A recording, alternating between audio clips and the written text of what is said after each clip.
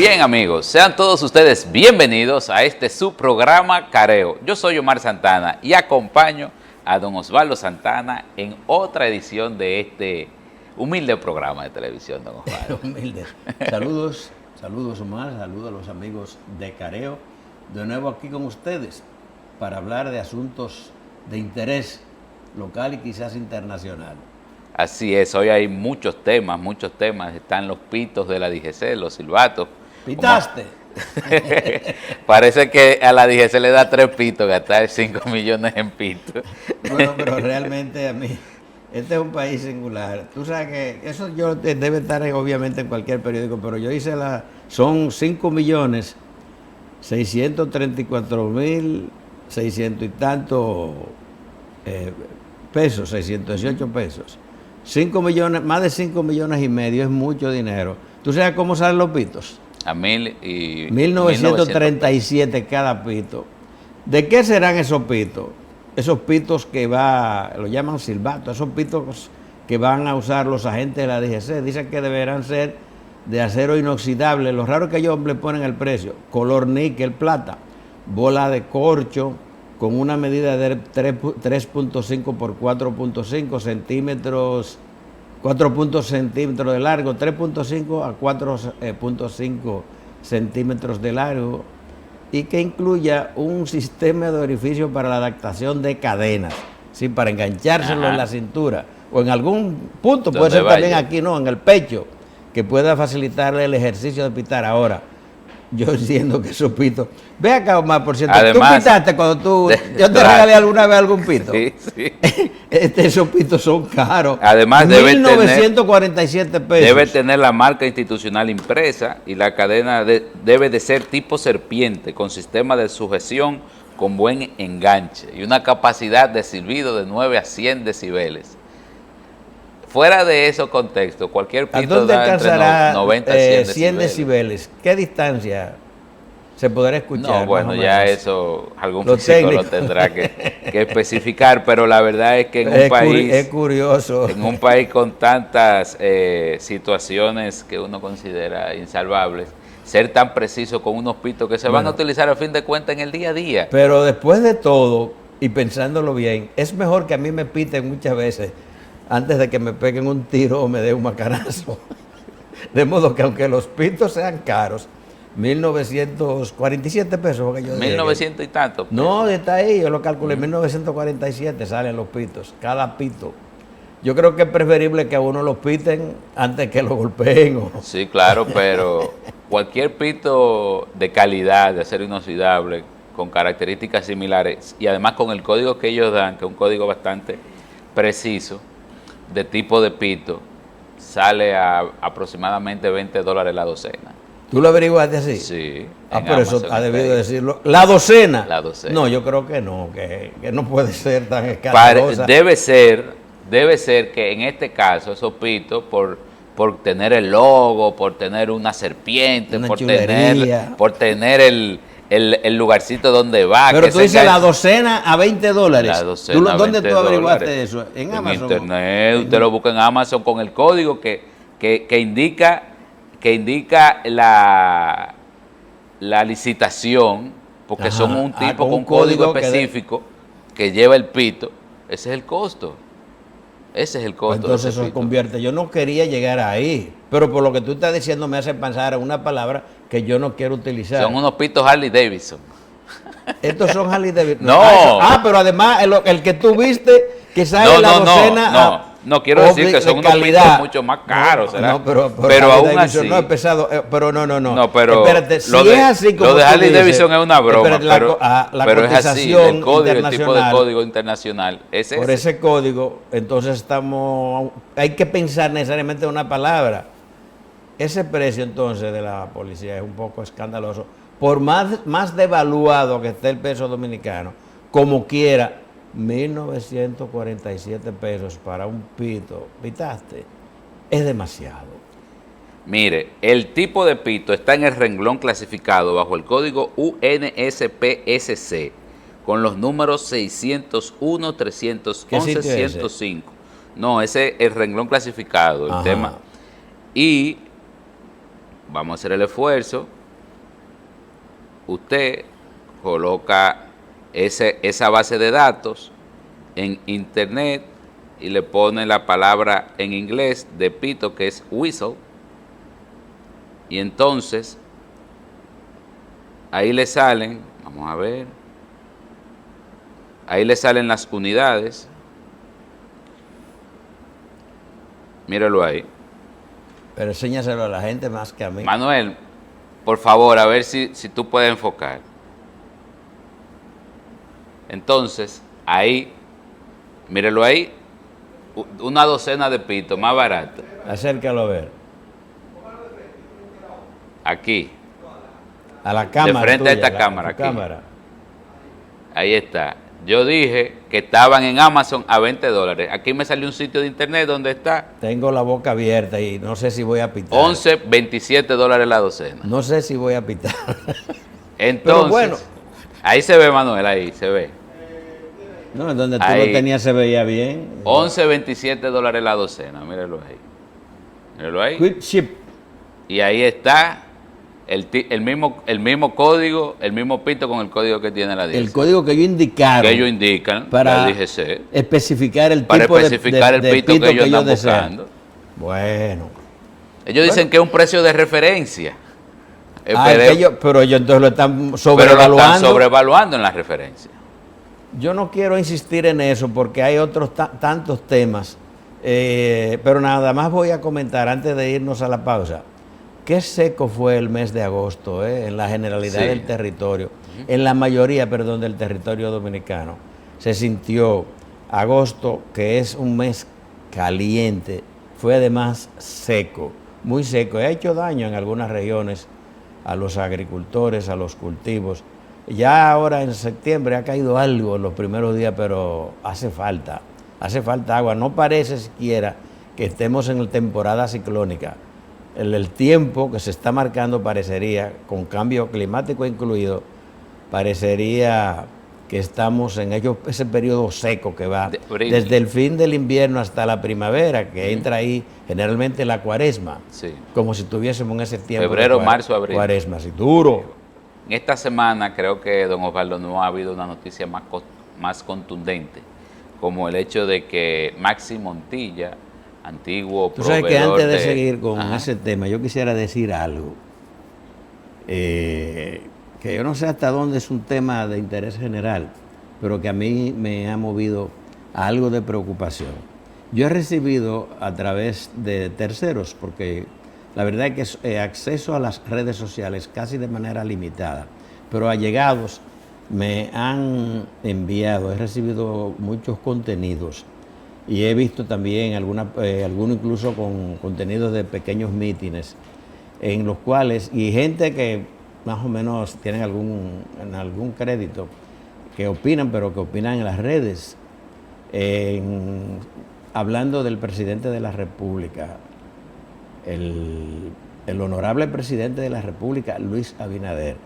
Y la verdad es que me preocupa el tono en que lo están haciendo. El presidente Abinader está inicia el sexto año. Está en el segundo año de su primer segundo año mandato. de su, no, ya bueno, concluyó ya él el primer comenzó, año. lleva 5 y va en el sexto. Exactamente. De sus 2 años, digo, 2 periodos de gobierno, y él lleva su obra, está tratando de dejar un legado. Yo creo que se podrá tener diferencias, se podrá criticar lo que sea, cuestionar la base o no de lo que es su obra material, la misma dinámica de su gestión, sus políticas acerca de transparencia y ética y demás, pero considerar o no que lo ha hecho bien o aceptable o demasiado bien, lo que se quiera. Todo eso se permite en el sistema democrático, pero yo creo que hay una tendencia al exceso, que va al insulto, a la agresividad y casi a la violencia verbal. Hay demasiada violencia verbal en las redes dirigida al presidente de la República, y eso es malo, eso es peligroso en una democracia. El presidente de la República merece respeto, consideración, y el presidente al margen de las diferencias que se pueda tener, al margen de las interpretaciones, la analítica que uno pueda hacer, el presidente siempre va a requerir respeto a la figura presidencial y el mismo persona como ciudadano de la República, como persona humana, merece el respeto ciudadano. Entonces yo llamo la atención, tantos problemas que hay en la sociedad, agregarle este tipo de componentes, todo eso estimula a un ambiente de disociación, de violencia, de que la gente cree que puede hacer cualquier cosa hasta irrespetar. Yo creo que los opinadores, sean influencers o sea gente incluso de algún crédito público, deberían, sin dejar de decir lo que ellos entienden, pero tener más consideración y más respeto a la figura del ciudadano presidente. Yo creo que hace falta. Y todo el mundo sabe, que me conoce, que yo soy una persona que ejerzo esta profesión desde una perspectiva profesional, que no tengo ningún vínculo de ningún género con el gobierno ni con el presidente, a no ser el respeto que se merece, que hablo porque la verdad es que me mueve preocupación que eso esté ocurriendo, porque eso dice demasiado de cómo andan los actores que pudieran considerarse críticos en la sociedad. Yo creo que están llegando demasiado lejos. Bueno, hay un asunto que viene de las mismas redes sociales, de los enfoques de contenido, como dicen, la expresión que se ha utilizado dentro del argot de las redes sociales de que hay que meterle al bloque, o sea, hay que meterle al bloque. ¿Qué quiere decir eso? ¿Qué significa eso? Exagerar, llevar una expresión a veces abusar de las personas, insultarlas, decir cosas que no son, mentir y en otras quizá decir la verdad, pero de una forma desorganizada y agresiva y violenta, porque ¿qué pasa? Parece que los algoritmos de las redes sociales les gusta cuando las personas se convierten se desdibujan y se convierten en una caricatura de sí mismos. Y bueno, como eso para mucha gente marca, entonces es un modelo de negocio que parece que pero yo creo que el que interés particular y digamos que quienes buscan audiencia, como se podría decir desde otra perspectiva, no deberían llegar a esos términos porque dañan el ecosistema de comunicación, el ambiente, cada vez se deteriora más. Y lo mismo pasa, que ya es otro tema que no quiero abordar, porque entonces dedicaríamos demasiado tiempo a lo que sería el incrementar el descrédito de las redes. No debe ser, porque es un instrumento fundamental. Hoy día, por ahí es que la gente se informa, entonces no podemos llegar al extremo que gente como uno, que tiene algún nivel de información, cuando ve algo en las redes, tiene que tratar como de verificarlo, comprobarlo, porque ya nada se cree por ahí. Pero ese es otro tema y no quiero abordar. Tú comenzabas a abordar un tema, no sé qué tanto tiempo nos faltará, bueno, sí, que ha sido muy tendencia en esta semana, que es el caso de Maxi Montilla, ¿verdad? El hermano de la esposa del expresidente Danilo Medina. Sí. Decíamos en el segmento anterior que la noticia de más impacto es evidentemente el acuerdo arribado entre el Ministerio Público y el señor Maxi Geraldo Montilla Sierra, hermano de la esposa del expresidente Danilo Medina, doña Cándida Montilla, y en el que, de acuerdo con se aplicó un criterio de oportunidad para que este señor... que tienen los hijos de esa familia, Maxi, Candy. Pero en el caso de ella creo que es Cándida.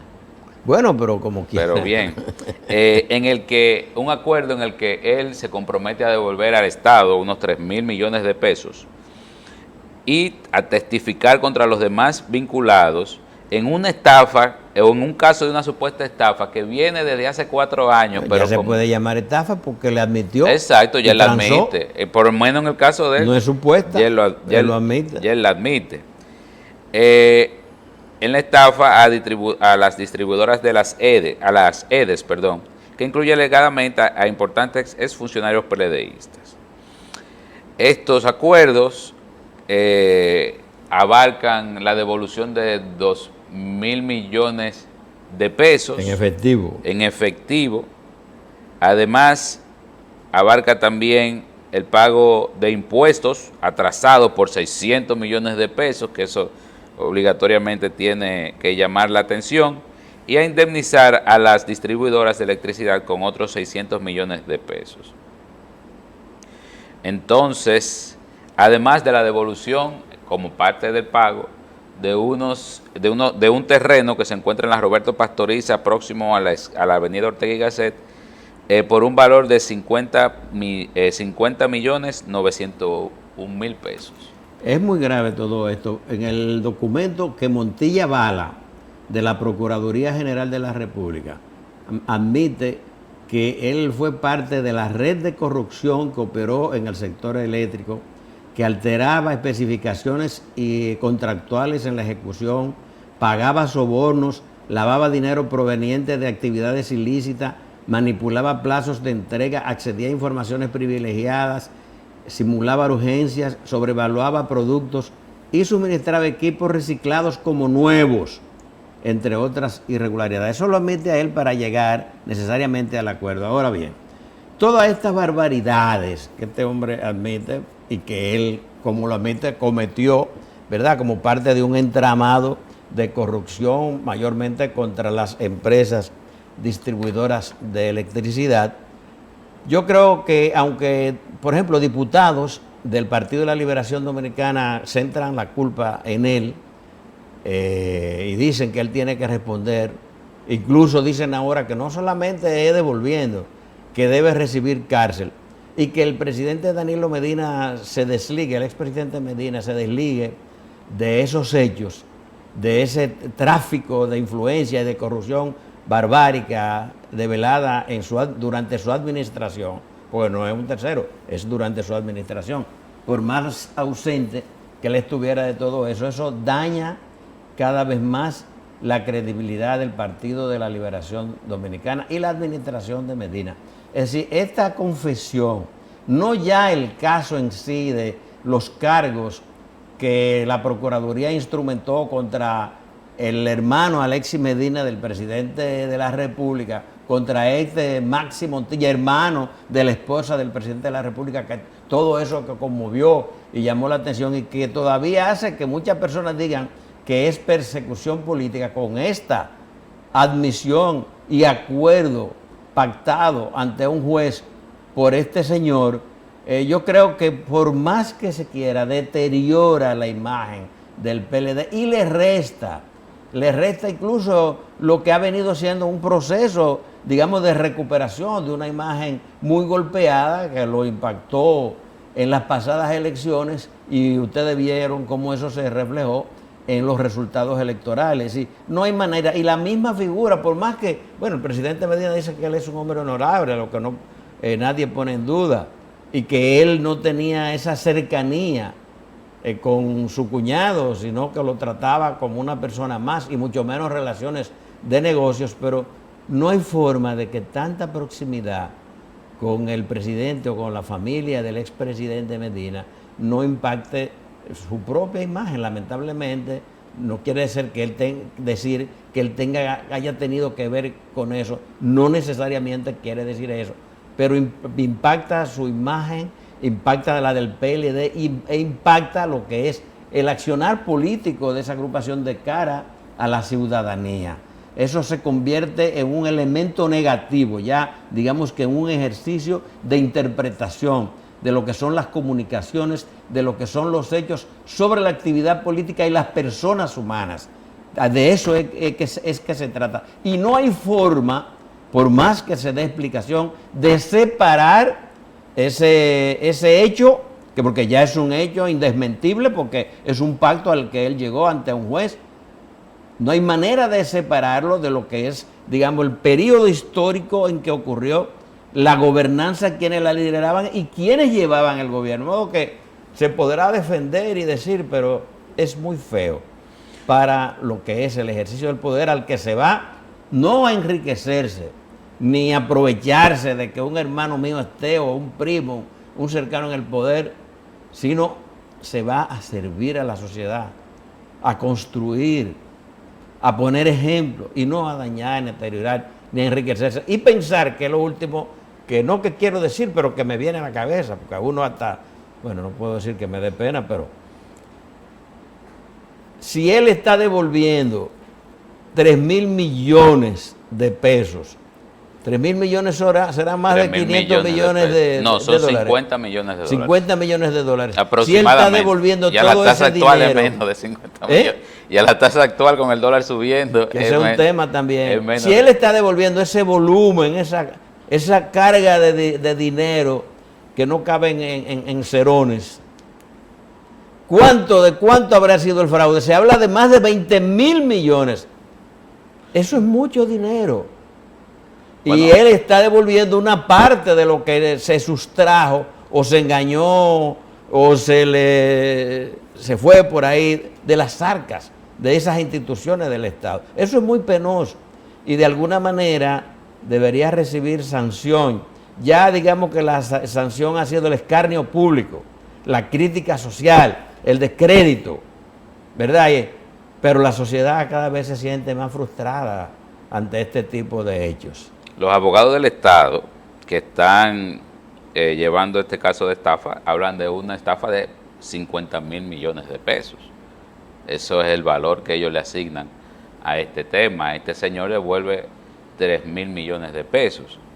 Y hay que decir que algo que quizá, que bueno, que todo el mundo sabe, que esto se suma ya a la sentencia recibida, a la condena del hermano Alexis Medina Sánchez, del hermano del expresidente Danilo Medina. Y como bueno, usted que de dice, hecho es un eso es golpe parte del bastante mismo caso de la investigación del ese pulpo. Señor, eso ese es parte señor del antipulpo. También está involucrado en el caso, exactamente, esto es parte del antipulpo. O sea, pero es una acusación particular de otro grupo, pero una grupo. Derivación, hay es vínculo. Una derivación. Recuerde que el Ministerio Público en algún momento le llamó el pulpo eléctrico. Entonces, estaba corriendo. Es de tanto impacto que y de mucho voltaje. Que el expresidente dio unas declaraciones, que vamos a sacar unos pedacitos aquí a leerlos. Él dice: yo no fui al gobierno a hacer negocios, desmarcándose, por supuesto, como debe de hacer. Eso es lo primero. Yo no me metí en la asignación. Eso es Medina. Medina. Yo no me metí en la asignación de ni una sola obra del gobierno, en ni una sola, repitió. Usted puede llamar al ministro de Obras Públicas y a los que asignaron obras, si yo alguna vez le pedí que le dieran una obra a un funcionario a alguno. Ni familia, ni amigos, ni a nadie, porque si no lo pedía para mí, ¿por qué tenía que pedirla para otro? No lo hice nunca, nunca jamás, porque yo fui un servidor, yo soy un hombre honesto a toda prueba. Y dice, y yo tengo el arrepentimiento de volver a ocupar un puesto público, porque uno hace la cosa por las reglas y se somete a cualquier tipo, sin ningún tipo de y se somete a que un tipo sin ningún tipo de condiciones esté cuestionando su nombre ante la opinión pública. Bueno, don Osvaldo, en esta semana ya se ejecutó el arresto para iniciar la sentencia, el cumplimiento de la sentencia de la condena a 5 años de prisión a la exdiputada Rosa Amalia Pilarte, que fue condenada por La Vega, por el Partido Revolucionario del Partido Revolucionario Moderno. Todo eso hay que decirlo. Exacto, sí. Sí, porque exdiputada. En La Vega, ella dice que se entregó voluntariamente, pero se le fue a buscar a su casa. La allanaron, Así pero es. ella se presentó a la Procuraduría. Ella se presentó, exactamente. Entonces, ella fue hallada culpable de lavado de activos provenientes del narcotráfico primero por la segunda sala de la Suprema Corte de Justicia. ¿Tú viste lo que tiene en la cabeza? Sí, ella parece que se sometió a algún proceso médico o alguna cirugía. Eso fue en el momento en el que asistió allá. No sé si tú has visto una tendencia, ¿verdad?, entre las personas que suelen perseguir por corrupción o por ilícito en general, pero cuando se trata de corrupción, que presentan en el medio del proceso ciertas condiciones de salud. Yo no sé por qué ocurre eso. Bueno, luego de la decisión de la segunda sala de la Suprema Corte de Justicia, como ella era diputada en ese momento, por eso el caso de ella se separa del caso de la familia, del lavado de activos, sí, provenientes del narcotráfico. Luego esa sentencia fue validada por el Pleno de la Suprema Corte de Justicia. Y ahora ella piensa llevar el caso ante el Tribunal Constitucional, en el que ella alegará que se violaron sus derechos. Por supuesto, el Tribunal Constitucional. ¿Cuáles derechos? El Tribunal Constitucional deberá determinar, ella le tiene que explicar cuáles fueron los derechos que se le violaron a ella. Y eso siguió todo el curso de jurisdiccional, ¿verdad? Exacto. Fue condenada, ella fue procesada en última instancia por la Suprema Corte, porque ella tenía una condición privilegiada. Porque ella era diputada de la República cuando fue sometida, cuando se le conoció el caso. Y por eso no fue a la jurisdicción original, sino comenzó por un juzgado de primera instancia, o sea, un juzgado de paz, y después el proceso de apelación, sino que fue en la segunda sala de la Suprema Corte de Justicia, y luego ella tenía derecho a apelar, o que en este caso era casación, y ese recurso lo agotó y la Suprema finalmente como quiera la condenó. Entonces ahora ella va a alegar a la Suprema, al Tribunal Constitucional. Yo quisiera ver bajo qué alegar, quizá de procedimiento, que se le desconocieron cuáles derechos. En el proceso habría que ver, porque en el Constitucional lo que se verifica es si la ley se aplicó correctamente, si se le violaron, como ella dice, se le violaron sus derechos, o si las instancias o la instancia en la que ella estuvo, en la que se manejó el caso, no se sometieron a las normas, ¿verdad?, previstas en el proceso, en lo que dice la ley. Entonces, ¿qué se da? Es un mecanismo, todo el mundo tiene derecho a la defensa. Sí, pero ella también tiene que argumentar que durante ese proceso que se dio todo en la Suprema Corte de Justicia, ella argumentó que se le estaban violando sus derechos, porque tampoco puede salir diciendo, no, mira, que fue que me violaron los derechos en el Constitucional, en base a qué. Exactamente. Aunque hay que decir de nuevo aquí que nos encontramos, porque ahora eso se judicializa, y lo que se ve es el caso en los términos de la verdad, de la justicia, pero hay otro componente, viene la política. Esta persona fue elegida democráticamente por un partido que es el Revolucionario Moderno, que digamos que es el aladid de la lucha anticorrupción, el gobierno de la transparencia y la modernidad. Como ella, otros, hay uno que yo creo que está preso, que también fue elegido diputado por el PRM, que está preso en Miami. Tú tendrás ese Miguel, qué sé yo cuánto que está. También, ese fue por tráfico de drogas, este por lavado. Como ella también, ha habido otros elementos del Partido Revolucionario Moderno, igual, que de los cuales hay versiones, pero parece que las autoridades no han reunido elementos de juicio.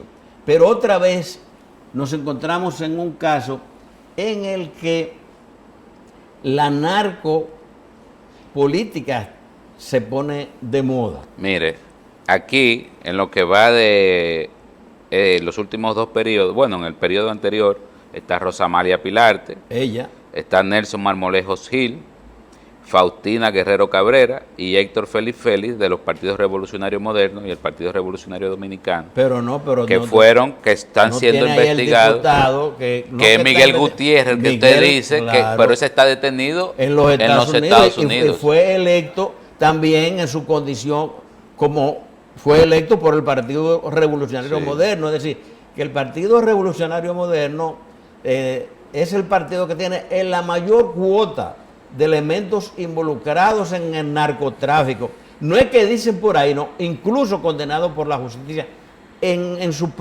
durante el ejercicio de su propia administración. Por un lado es bueno, porque se están cumpliendo los procedimientos, pero por otro llama la atención acerca de quiénes realmente hacen política en la República Dominicana y cómo entran a los partidos, y los partidos conviven con esa situación. Y como los partidos también en ocasiones, porque por más que usted me diga a mí que en un pueblo que usted no sabe como presidente del partido que quién es fulano ni lo investiga, los pueblos la gente se conoce. Todo el mundo se conoce. Por lo menos cuestionamientos hay. Así que bien, el dólar está tocando los 64 pesos. O sea que la moneda se deprecia frente al dólar. Dice el economista Iván Jóvenes Cortiñas que es un récord. Y evidentemente supera las expectativas de desvalorización que tenía el Banco Central sobre la moneda en este año, que rondaba los 63 pesos. Nunca lo plantearon próximo a los 64, como estamos ahora. Es una situación, otra vez, otro elemento que me obliga a preocupar, no solamente en función de los dominicanos, ¿verdad? Y de la gobernanza y de la estabilidad económica, sino por mí mismo en particular, como ciudadano y como persona. Esta devaluación, porque se habla de alza de la tasa del dólar, pero eso es devaluación del peso. Exacto. El peso ha perdido, yo creo que ya debe, en la administración de Abinader, yo creo que ya se ha devaluado como por más de 12 puntos, ¿verdad? Y según la información de hasta el jueves, la tasa de cambio del dólar llegó hasta 64 pesos y en algunos bancos hasta 64,5. Y aquí tengo la data específica. En los bancos Popular y BHD, en las asociaciones, la media fue de 64,5, según un sondeo que hizo el Diario Libre. En el caso del Banco de Reservas, para el jueves, el dólar estaba de 64 pesos. En la Asociación Nacional, igual a 64 pesos. Y las 64 pesos, ¿verdad? La venta, pero la recibían a 63,85. Es decir, tenemos un descomunal pérdida de valor del peso. Y eso es muy obvio, no hay que decirlo. En la medida en que el dólar se encarece, por más que digan y no se hable de inflación, las capacidades de compra, con lo que yo compraba, si el peso pierde poder adquisitivo, con lo que yo compraba con 100 pesos, ahora tendré que buscar más dinero, más volumen de dinero para comprar lo mismo. Porque el que dirán, pero no se come con dólares, sino con pesos, no, pero el que trae y el que siembra, por ejemplo, que utiliza insumos importados, el que trae, por ejemplo, el que compra abonos, fertilizantes, tiene que prender una bomba para mover, el que trae materia prima, el que trae otro tipo de insumos, maquinaria, usa dólar. Y eso impacta a los precios finalmente. Hay una constante más o menos moderada de inflación, pero a la larga hay problemas. No solamente se nos devalúan los recursos, los que tienen ahorro, sino que perdemos capacidad. Y eso, a fin de cuentas, impacta la calidad de vida, cómo vivimos, qué compramos, qué comemos. Tenemos menos. Eso debería ser objeto de interés del presidente de la República. Eso sí, señor presidente, ojo con la tendencia y el comportamiento de la economía en estos tiempos. Bien, otra notita importante, información importante que se dio ayer viernes, un estudio de el IBI. ¿El Instituto de Biotecnología? Sí. Industrial, creo. De Innovación y Biotecnología Industrial, creo que es así. Que decía que 3 de los principales ríos dominicanos tienen bacterias, se han identificado bacterias que son resistentes a los antibióticos comunes. Así que son el río Yaque del Norte, Yaque del Sur, el Osama y por supuesto el Isabela, 4 ríos en total.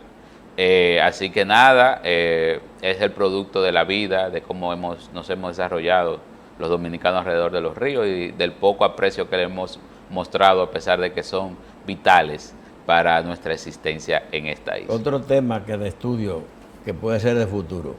Bien, para nosotros, lamentablemente, es el final de este programa y esperamos que nos vean en un próximo episodio de Careo.